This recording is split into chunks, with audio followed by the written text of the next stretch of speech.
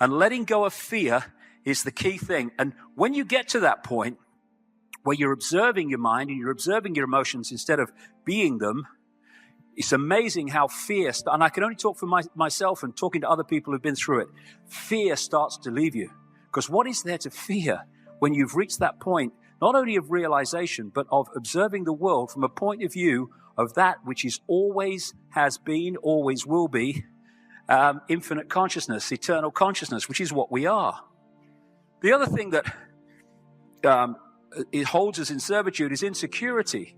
How many people are always put a mask to the world? It's not who they really are. It's what they think other people think they should be. So instead of putting ourselves to the world, we put this mask to the world that we think is acceptable to the world. Consciousness does not do insecurity, and it certainly doesn't do putting masks on to fulfill other people's perceptions of what you should be. Consciousness is all possibility. It is all potential. You know, people think about, one consciousness, and they think, oh, that means, yeah, I'm one consciousness, yeah, I'm one consciousness, I'm one consciousness. If it's some clone-like state, consciousness, in the form that I'm talking about at the infinite level of us, is all possibility. Therefore, when we celebrate our uniqueness and celebrate our diversity and celebrate the diversity and uniqueness of each other, we are celebrating the fact that we are infinite consciousness, because we're celebrating all possibility. What happens is when we get caught in mind, that's when you get the clone. Yeah, I'm mind. Yeah, I'm mind. Yes, I'm mind. All the bloody clones line up, all look the same and all the rest of it, and speak the same and think the same. That's mind. So, celebrating uniqueness and being conscious are the same things. And that's why if you look, the more mind has taken over, the more this earth has become more and more uniform. And as we become more and more conscious, we will be celebrating diversity, and diversity will start to return in the way we live our lives. The key thing to breaking the spell is breaking out of belief systems. It's a good question. What would consciousness do? How would consciousness see this? Well, like I said earlier, consciousness doesn't do religion, because religion is a mind phenomenon that sees everything in terms of apartness and rules and regulations and all the rest of it. Consciousness doesn't do that. So religion's out. If we are going to be conscious, then religion's gone. Politics, well, consciousness vote? I mean, what's going on? Consciousness doesn't do belief systems like politics, so that's gone, that belief system. Race, it doesn't do race. You know, the human form is just a vehicle for consciousness to experience this reality. It doesn't do my genetic spacesuit is better than yours, and because yours is of different color or comes from a different background, I'm better than you, and I'm the master race, or I'm the chosen race, and all the rest of it. Consciousness doesn't do that. Mind does that. When we think in those terms, we're in mind, not consciousness. And self-identity. If we have a self-identity that says, I am my body, and I am my name, and that is me, that is who I am, we're in mind. When we say my name and my body and my life is my experience, the experience of my consciousness, then we're recognizing who we really are, which is consciousness having an experience. Yep. Why do you think these people see the media as being so important? You know, the reality is quite different. You know, the media isn't really important. It's how we use it. It's how we view it. You know, the reality is that we, as a society, in this hypnotized and almost catatonic and comatose state, we have given our free will for everything that's going on. We've given our free will consent to the state the planet is in today. Most people in modern societies, I mean, you know, we saturate our minds with all sorts of unhealthy things that are not good for us. I mean, things that are served up for us on television. And people are quite addicted to their televisions. Most people spend their time consuming violence, pornography, greed, selfishness, hatred, you know, incessant bad news and fear and terror. I mean, when was the last time a lot of people out there just stopped and thought about something really, really beautiful and really pure? something wonderful that really warms your heart and puts that energy into the field. When was the last time you stopped and did that? The planet is the way it is because of our collective thoughts about the planet. And those people out there who don't affect positive change, they are complicit in their inaction. And every time you look the other way when you see an injustice, your thought at the subconscious level of creation to the Creator is your allowance of these things to occur. And in so doing, you're serving the wrong purpose. Those who think violent thoughts against those whom they perceive to be the rulers of this world, be careful what you wish for, folks, because all thoughts and words are creative. And there was a statement I read somewhere, I'm not sure who it was by, that said, in order to choose the positive path, at least 51% of our thoughts and actions must be dedicated to the service of others. But for the negative path, at least 95% of our thoughts and actions must be directed towards self-service. And between those 2 points lies the sinkhole of indifference. And it's truly a sinkhole, folks. Indifference is the vein of consciousness, to lead you down a path of repetition that becomes ever more negative. It's the will to serve self, and it becomes ever more negative and polarized. But negativity is necessary, folks. It's very important, for without negativity, there can be no positivity, and without the negative, there can't be the positive. It's all about free will and freedom of choice, my friends. And if negativity did not exist, there would be no choice, because there would be nothing for us to choose between. It's all about service to self or service to others. That's the whole thing about this life, service to self or service to others. Do the right thing in all that you do, or do what is right for you personally. That's the choice, folks. And it's a pretty easy choice to make once you begin to understand this sort of thing. I choose service to others. And I don't try to wake up people to the reality of these things out of fear. I don't try to wake people up to what's going on in the world because I'm worried about the future. I do it because I love you. I do it because I love you all. I truly do. I've never met a person that I didn't love, even the most negative. Some people will just say these are evil people. I don't see them as evil.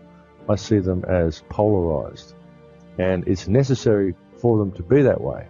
Otherwise they wouldn't be that way. Because having these polarized energies in the world is the only way that consciousness can ascend into something more positive.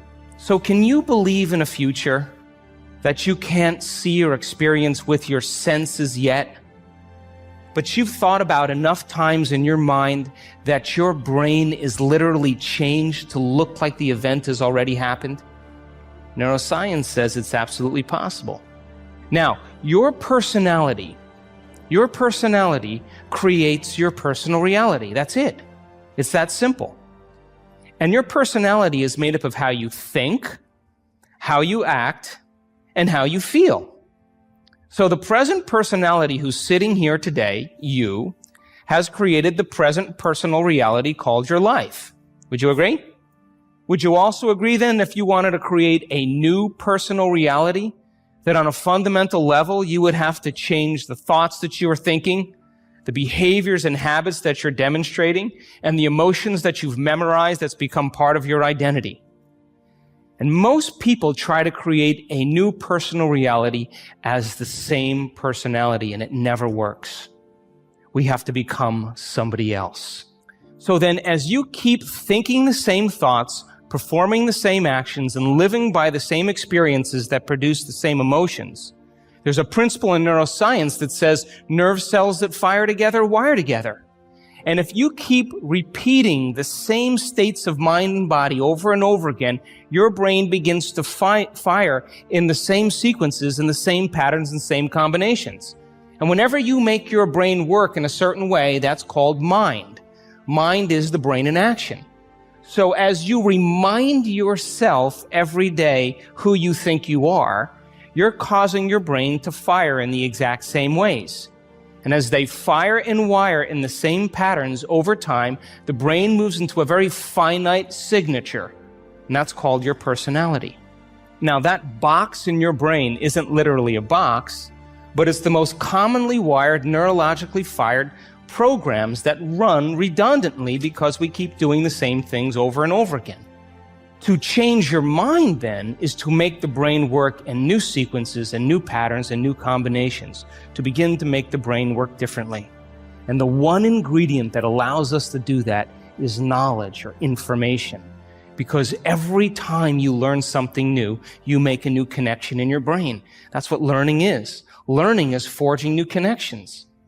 Remembering is maintaining or sustaining those connections.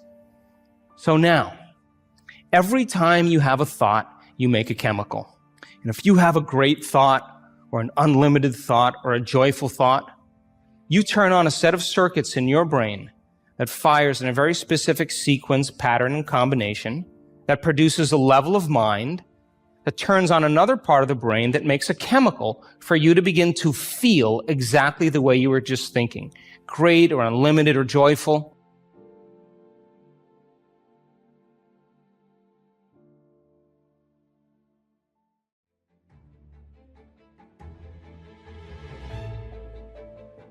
I wish that I could tell you that the load you carry will get lighter. It won't. As time passes, you'll find it will get heavier. The mountain that you need to climb will get higher. The ocean that you need to cross will get wider.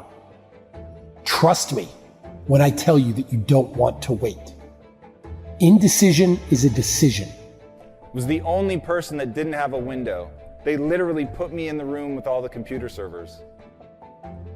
But starting from there, I knew I could wow people because I was willing to grind it out. And Carl, our videographer, had his family over, and we live around, at that time we lived around the corner from each other. Now we live on the same block. Random, right? Christmas was over, we just going to the house, just eating dinner. It just was a random night. A decision to fail, a decision to waste your potential. Time won't wait for you. Time doesn't wait for anyone. The clock keeps ticking in life. There are no timeouts, no breaks, and no rest stops. Remember something else, that if plan A doesn't work, there are 25 other letters in the alphabet. This isn't 3 strikes and you're out. This isn't baseball, it's the real world. And that means there's no limit on how many times you're allowed to try. And that is one of the most valuable things that anybody can do. All right, now that company, we grew to the point where in 2010, it was a technology company. It was named as the 42nd fastest growing technology company in North America. I had suffered a lot. I hadn't taken a day off in like 6.5 years, except for Christmas, in fairness. I wouldn't let my wife go on a vacation because I was so hell-bent to get rich. And then I realized, almost 8.5 years in, here we are. We've just been named the 42nd fastest growing technology company in North America. We're making money, we're winning awards. Beautiful conference room overlooking the Pacific Ocean, and I turn to my partners and I say, I'm completely miserable, I quit. The only time your dream dies is when you decide to quit.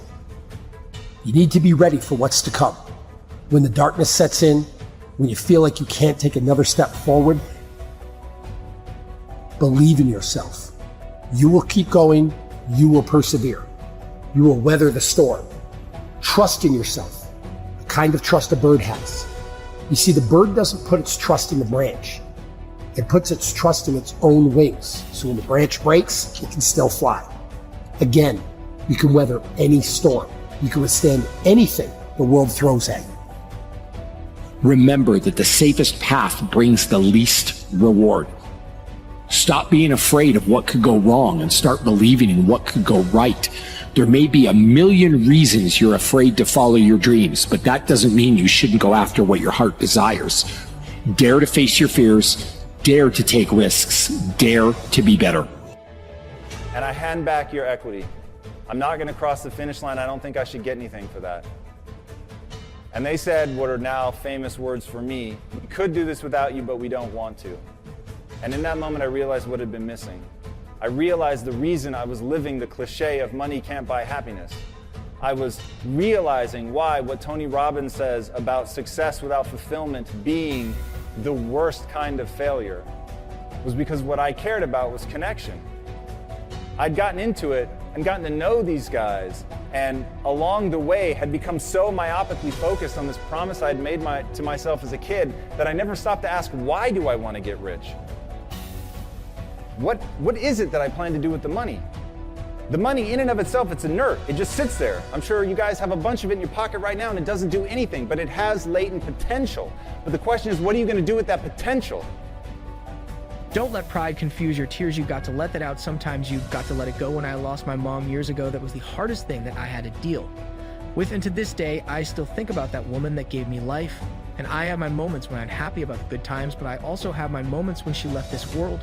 But that's just one thing, that's just one circumstance. There are many circumstances I can talk about, but I continue to move on. Everybody gets knocked down no matter how tough you think you are, you're gonna fall. And when you fall, sometimes you fall real hard. And somehow we got to talking, and Carl's wife is from Barbados and she didn't have citizenship. So unfortunately, she was in the States without citizenship, and so she had to stay in school in order to eventually get her citizenship. So she did her master's degree, and she was in her PhD. And it was weird. It was just like, yo, E.T., I don't know how it happened, but it was like, yo, E.T., my wife is going to get her degree before you get yours. Right? I'm an American citizen. Like, I had already been in the program for a few years, and, she, and it was, I don't know, but have you ever heard, like, when it's your time? Ground is a hard surface, and I'm going to tell you something, it ain't going to move because you're laying on it, so you need to rise up and you need to rise above it, and you need to start moving when you get knocked down. How long are you going to stay down? When you lose your job, when you lose that loved one, regardless if it's your husband, your wife, your child, whatever it is, do you have the ability to go through the hurt and the pain of that loss regardless of what you're going through? The best time you know that you are strong is when you're at the weakest point of your life. When you are so far down at home, you're looking up and you don't see no light, but yet you know there's an end to this darkness. That's when you'll find out just how strong you really are. This is a process and you have to hurt just a little bit so you can understand what it means to be strong. Like, it's that moment. It's like, enough is enough. I can't tell you. People have asked me before, Eric, when you get your PhD? I'm like, I'll get it done. E.T., how far are you in the process? Finish all my coursework. I just got to write the dissertation. But it was something about that night that was different. It was almost the end of the year. And I remember Carl, listen to me very closely, guys. I'm being real with you. I didn't even have a conversation with Carl. Like, we never even talked about it afterwards. I never said anything to him about it, but I felt this guilt. I felt like this embarrassment. Like, and for real, he wasn't like speaking directly to me. He was just saying, hey, E, I think my wife's probably gonna finish her degree before you finish yours. And I'm talking about like it pierced. And I just remember like we were talking afterwards and I didn't hear anything. Like, bro, have you ever been in a conversation and it just shifts and somebody's talking to you and like you can't hear the words that are coming out of their mouth? I didn't hear anything he said. I just kept it like, E, when are you gonna get this done, E? Misery, it will continue to do all that is necessary to succeed. Misery is on a mission to take everything away from you because your mind is very powerful. Bring in the goodness, moving with a purpose, conditioning your mind is what this is about. Today is that day. And when and if tomorrow comes for you, be even more powerful. Be stronger than you've ever been. Don't give up on your hopes. Don't give up on your dreams. Don't give up on yourself. Just keep moving forward. If you think that you're going through something so bad right now, wait until tomorrow. If tomorrow comes for you, look at the person next to you. Look at people all over the world. If you ever come in contact with certain individuals, and ask yourself if they're going through a lot more than what I'm going through, because honestly, there are always going to be people that are going through a lot more than you're going through right now. When you're down, find a way to get up. I've been there. I go through it like anybody else, but I have a job to do in this world, and so do you. Self-discipline comes from within. It's a desire. It's being able to understand that you've got to get the work in. Rectify in yourself. Believe in yourself. Keep that faith in yourself. Don't let the outside interference stop your growth. Don't let those that doubted you and said that you did not have it hold you back. Don't let the losses keep you down. Because if you're down, how would you understand what it means to get up? What is good about being miserable? What is misery doing for you? What has misery done for you lately? Has it given you everything that you need? Has it made you a better person? You got to be willing to go further and harder than you've ever gone in your life. You can't depend on all the mechanical things, the alarm clock, your cell phone, or sometimes even people, sometimes just you. You got to be willing to wake up and be about your business on a daily basis. Let's just say for example, you're the type of person that can't seem to get away from all of the cravings you can't do. This without this, you can't do this without that. You need your coffee, you can't stop. Eating chocolate, all of these things you keep saying that you can't do. Well, let me remind you, can never do anything for you in the first place. So discipline starts with you. You have to be willing to be hungry.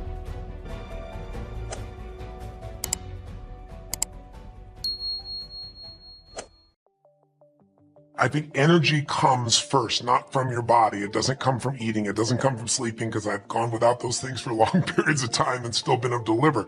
It comes from having a mission. It comes from something that you're being pulled by, not something you're pushing on. You know, those are two forms of motivation. You can push yourself to do things, and there's only so much you can push yourself to do. But if you're pulled, if there's something that you want to serve that's greater than yourself, there's something that excites you, there's something that you're about, something you're made for, then there's a level of energy that most people would never dream of. And we all have that, but most of us don't connect to it and unleash it. So every day I connect and unleash that every single day. I don't hope it's going to be there, even though I know it will be, even though it's there. I don't take it for granted. And so I start up my day by a process I do called priming. And what priming is, it's not a meditation, but it has meditative qualities. And what I do is I sit down. First thing I do in the morning, I go and I jump in a hot tub or a hot water type of experience, and then I go to freezing water. All my homes, unfortunately, I have to have multiple homes that I go. One of them I have a river I get to jump in. There are other places I have these cold plunges. And I do that to train my nervous system 0 to 60 like that. You know, every muscle, every nerve in your body, every organ gets, when you hit 57-degree water, it hits. And so it's just my mental discipline. And the second thing I do is I prime. And priming is I sit down and I do a minimum of 10 minutes, because my mindset is, if you don't have 10 minutes, you don't have a life. Right. So there's no excuse. So every day, sit down, and what do? I do 3.5 minutes where I do an explosive breathing pattern, a pattern that changes my biochemistry. And after I've done that, 30 of these intense breaths 3 times, I close my eyes and I'm kind of in an altered state, and I focus first for 3.5 minutes on just everything in my life, at least 3 things that I'm really truly grateful for. And I don't do that in a hokey way. I don't do it in a mental way. I step into my body and feel it, and I make sure at least one of those things is something really simple. The wind against my skin, the look on my son's eyes or daughter's eyes, something that is just very fundamental, but I cultivate that feeling of gratitude, of appreciation for those feelings. And I do it for 3.5 minutes. Then I do 3.5 minutes where I do this process of focusing on healing, strengthening, and serving. And I start in a circle, starting with myself, and then I go through all the people in my life and associates, and I just send love to them. Again, it may sound corny, but to me, it's a part of what I'm here for. And it's a part of cultivating that energy, that healing and strength energy, and strengthening my passion, my appreciation, my insights, my capacity, my endurance. And then I do the last 3 minutes are what I call 3 to Thrive, which is, what is it that I really want to make happen? And sometimes I do that over what I'm going to do for the next 6 months or month, and sometimes it's today. I shake it up. But I see and feel and own that those things are done. And that starts, pretty much my day between those 2 items. And, then I have my workouts and things that I do of that nature. That the secret to life is to get outside yourself and find the way to add value to others. There's nothing that's more fulfilling than doing something beyond yourself. I think one of the things that makes me proud to be a human being is human beings will do more for others that they care about than they'll ever do for themselves. And when you tap into that, you have more energy than anybody else, you have more joy, you have more excitement, because, as I always say, life supports whatever supports life. Motive matters. And there's nothing wrong with supporting yourself. I support this. Everyone supports themselves. But when you're trying to support your family, you get different insights, your community, the world. So I think the idea of being obsessed with learning, growing, and adding value to me is the most important thing in life, because, you know, the only way we're happy is by making progress. You know, we grow and we feel alive. We give and we feel 10 times more alive. But you got to grow to have something to give. Yeah. So that would be one. Two for me is, I'd say that if you're going to be alive and you're not enjoying yourself, you've wasted your life. And it's like every day the gift is find something to appreciate, something to enjoy, something to love, something to give thanks for, because that sense of aliveness comes from that gratitude, comes from that peace. And then I'd say third, and simplistic as it sounds, love is everything. I mean, I'd trade the love that I have with my wife, my children, my dear friends, my coworkers, my audiences, I'd trade that for all the money in the world. I mean, no amount of money can match that process. But I'm appreciative of having the money because it allows me to have portable power. I can, you know, I take care of, right now I provide 250,000 people a day with fresh water in India, because what kills children is waterborne disease, and it's so easy to solve. And I'm going to get that 250,000 to 1 million people a day shortly. I'm on target for it. You know, we're feeding 100 million people a year. I'm going to do that for 10 years, my 10-year plan. And then I'll have 100 million annuity that keeps on doing, feeding 100 million meals every year. Life is short. We don't know how short it's going to be. But if you only had a week to live, I bet you wouldn't allow yourself to suffer over a little crap that makes you crazy normally. I think you would probably spend time with those you love. You would do what you love. You'd take on a sunset. You'd smell the air. You would take in everything in those final moments that you possibly do. So my thing is, why wait? Right. Why wait? Why not just decide that if I start to suffer, I know the solution, because suffering is me obsessing about me. You might say, it's not me, I'm worried about my kids because they're not doing well. No, you're worried that you haven't done enough for your kids. It's about you still, right? Yes. You know, you're worried about what was done or what you should have done or what shouldn't have done. And you can end that in an instant by becoming aware of it and saying, I have made the most important decision of all. I'm going to live in a beautiful state. Because here's what's going to happen. Anybody watching, you may lose a family member, you probably will. Somebody may get cancer. Your business the government might change the rules. They might change things radically that you can't even do anything about it. You might go bankrupt. You might get divorced. I'm not saying anybody will, but no one knows what's going to really happen in your life. Life's full of uncertainty, but here's what you can know. You can decide that what happens, you could have a great time. If somebody like Viktor Frankl can be locked up in Auschwitz and come out of that and experience finding joy in the middle of Auschwitz, then human beings have a capacity they've undersold themselves on. We think that the outside world determines how we feel. If people have to behave a certain way, if your husband or your wife or your kids or your coworkers or whoever, your boss, has to behave a certain way for you to be happy, and if they don't, you're unhappy, then you're always going to be unhappy, because the more people around you, the more they're going to change that, because they're all human, right? And if you have to be a certain way to be happy, you're going to violate it too. So my invitation is, as great as it is to achieve, more important to enjoy. And if you can enjoy every moment in that state, when you're feeling loving and playful and passionate and curious and awe, you treat other people 100 times better than when you're feeling frustrated, pissed off, overwhelmed, worried, stressed, or feeling sorry for yourself.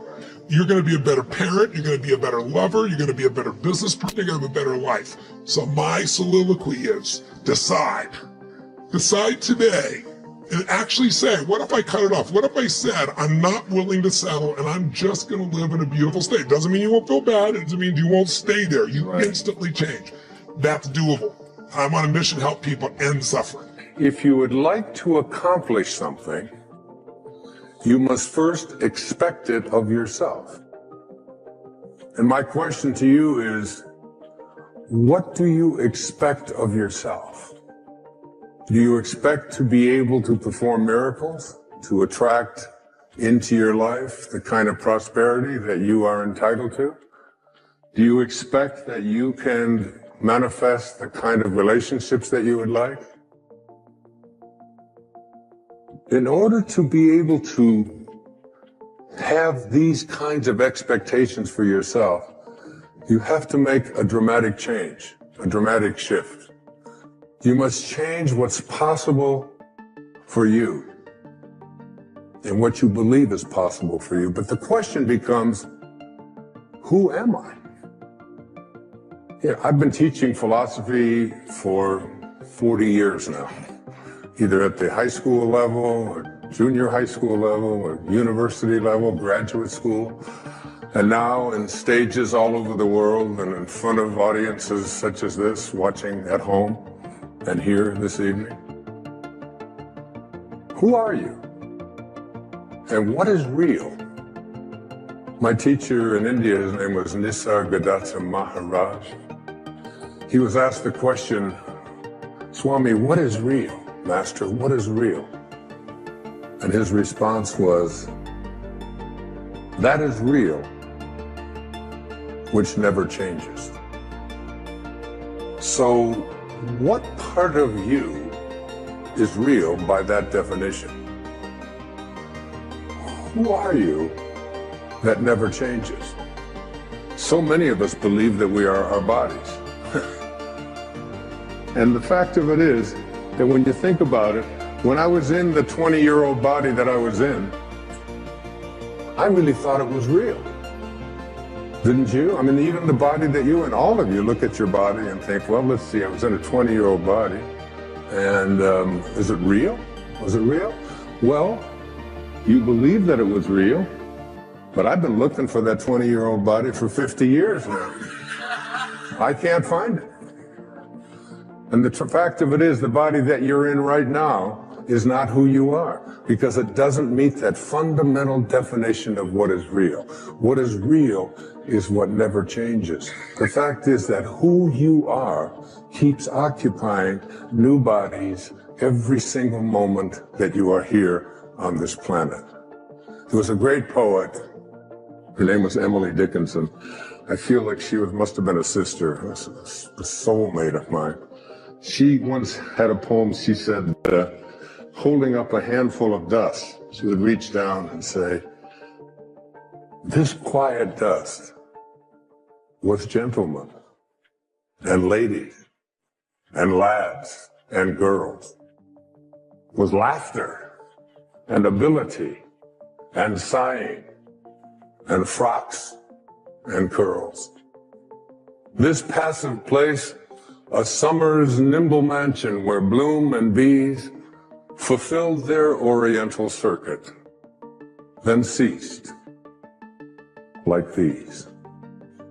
That's who all of us are if we identify ourselves with our body. The fact is that everything in this physical universe doesn't meet the definition of what is real. Who you are is that soul that I spoke about a few moments ago. That soul that says, I want to expand. I want to be free.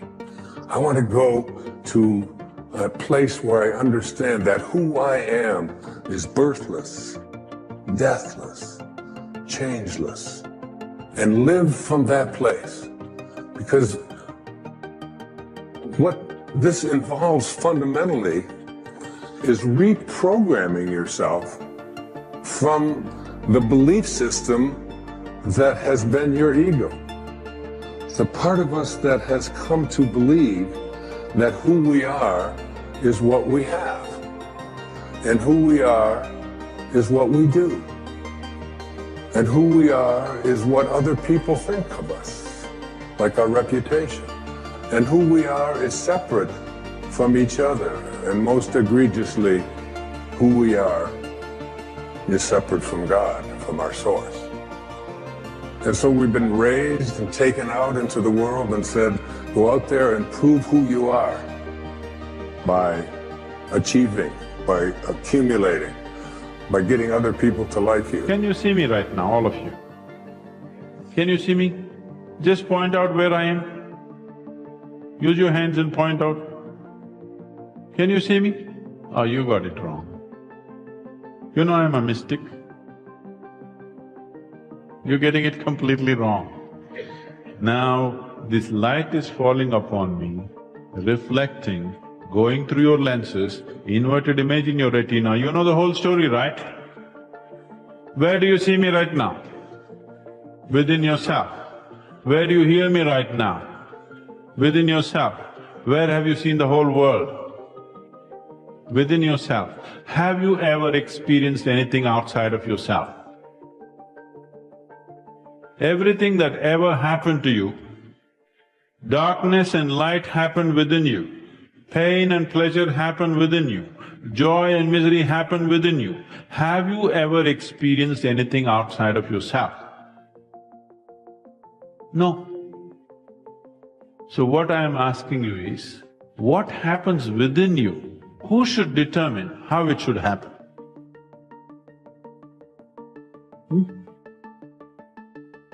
What happens within you? Who should determine how this should happen? Somebody else? Definitely you should determine what should happen within this, isn't it? So if you determine what's happening within this, your whole experience of life will be determined by you, nobody else but you, isn't it? The events around you may not be determined by you, but how your experience of life is on this planet is 100% determined by you if you take charge of this. If you leave it loose, just about anybody will determine it. They will, not consciously, they also like you by accident.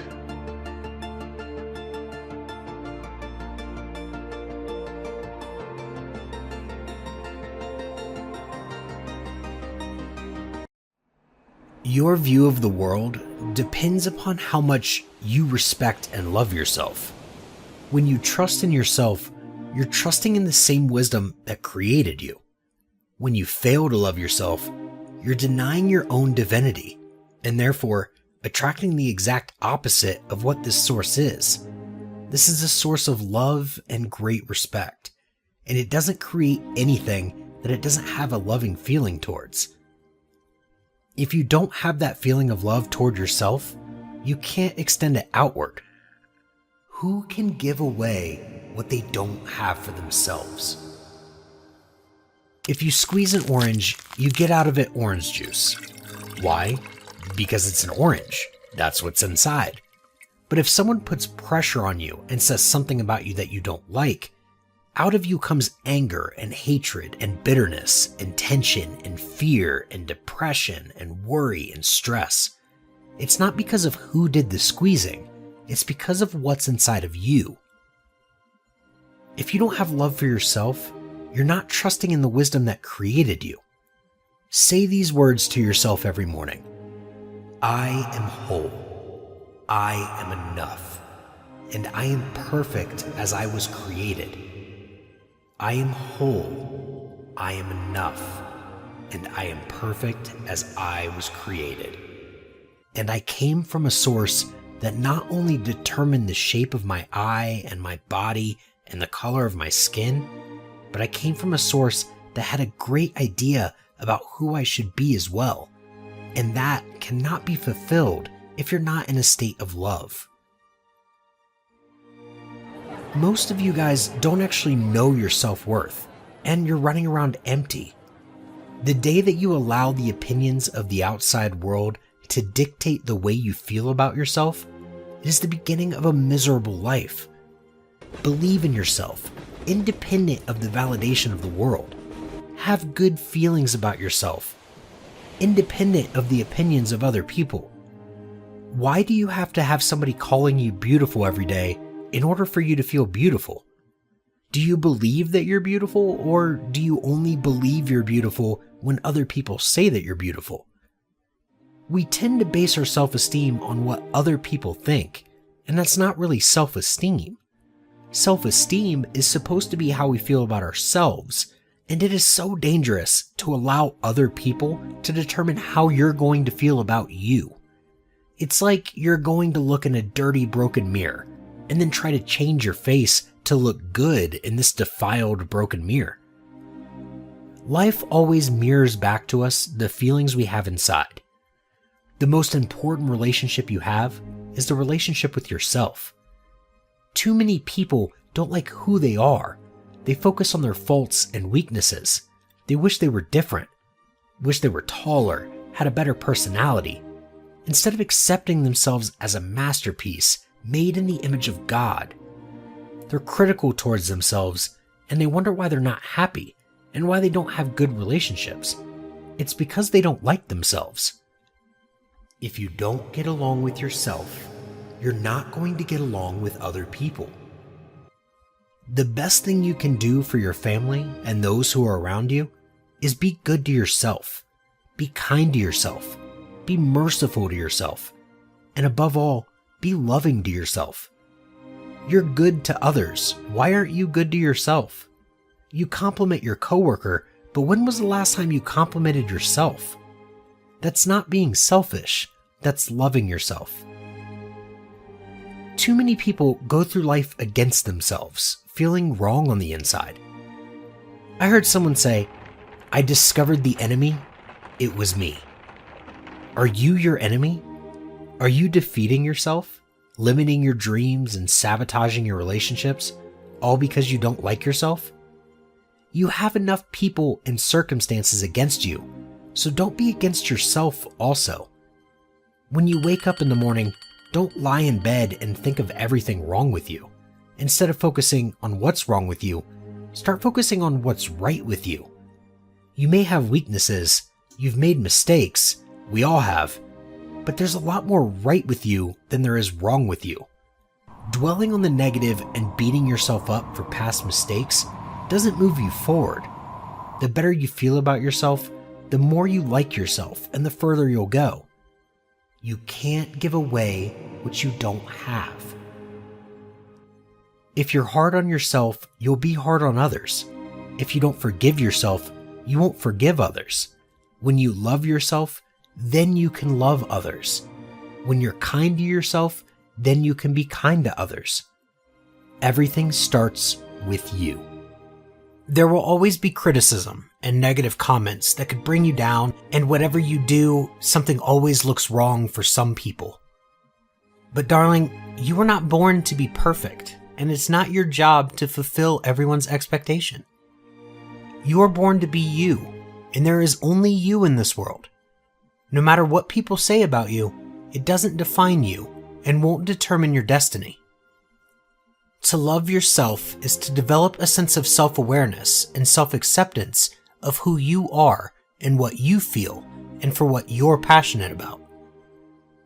Now, your main focus is to put yourself above all blame and negativity.